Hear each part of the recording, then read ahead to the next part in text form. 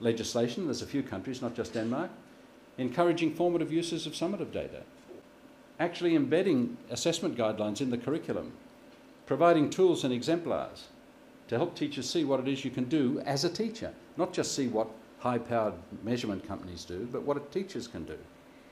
And then invest in initiatives that incorporate assessment and invest in professional development. Those are the things in the countries that are most substantially implementing formative assessment. Those are from the Australian Council for Education Research, but I put those up because they were just reported on at a major conference in the US by US speakers, not Australian speakers touting their wares, but presented as an excellent example of what can be done, where it shows teachers how to build progress maps, how to describe skills and understandings and knowledge in a sequence along which students will grow, and a way in which you can represent students' performance as they move along that scale of progress. And then it talks about these documents give examples of assessment methods, ways of judging and recording, ways of estimating attainment, and ways of reporting to parents. Now, finally, how might one align formative and summative assessment?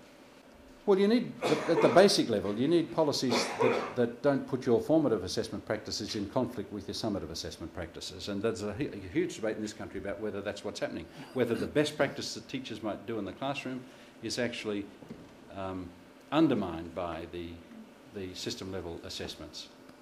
Now, they need not be.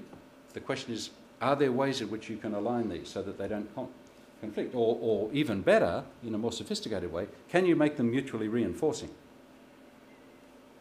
And you shouldn't start with the assumption that whatever the teachers are doing is the best and whatever the system's doing is the worst, and that alignment means making the system match what the teachers do. That's not my starting assumption. I'm willing to allow that best practices on both sides of that divide.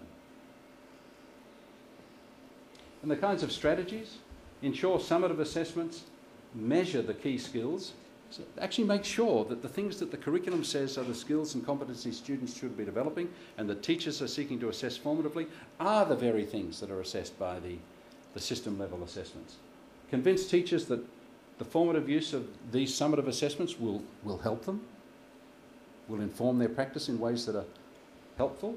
And if you can't do that, then you need to look both at the adequacy of the assessments you're encouraging them to use and their willingness to use them. It's not just teachers' willingness that you need to be working on.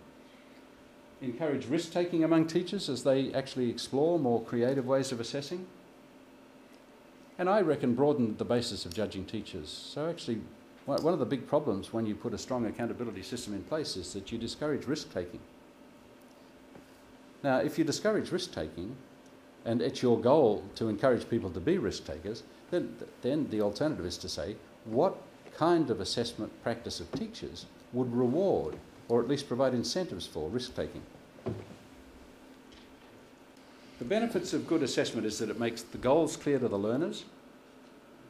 It makes improvement clear. I gave you the example before of normative assessment where you can only improve at the expense of someone else. The only way you could move in my primary school classroom upwards was by forcing someone else down. Improvement was always at the expense of someone else. If you've got criterion or standards referenced assessment, then improvement can be understood with respect to the skills you're acquiring. And if this is done in an open way, one of the really encouraging things is the evidence that learners themselves begin to understand how to monitor their own performance. We talk about making people lifelong learners, that is, making people able to continue learning in circumstances where no teacher is necessarily saying, this is what you must do, and this is, I can now tell you when you've learned it, but in circumstances where you have to monitor your own learning. It's a fundamentally important metacognitive capacity. How do we know when we have achieved something we set out to achieve? And that's something we can teach children at school if we have a formative assessment process that, in which they become engaged as well. Thank you.